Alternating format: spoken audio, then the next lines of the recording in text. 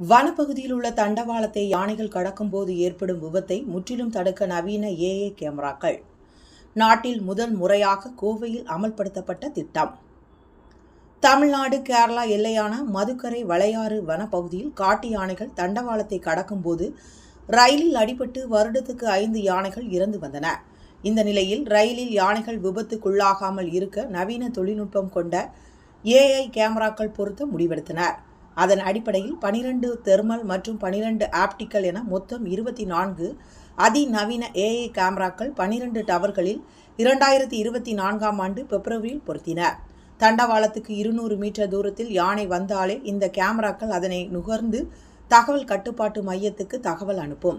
அந்த தகவலின் அடிப்படையில் ரயில் இயக்க வழிவகை செய்யப்படும்.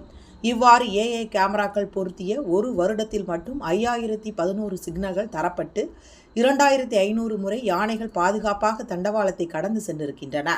இந்நிலையில் இந்த தொழில்நுட்பம் யானைகளின் நுகர்வுகளை துல்லியமாக கணித்து செயல்பட்டதனால் 100% விபத்து தடுக்கப்பட்டு இருக்கின்றது. இதனால் வன உயிரியல் ஆர்வலர்கள் மகிழ்ச்சி அடைந்துள்ளனர்.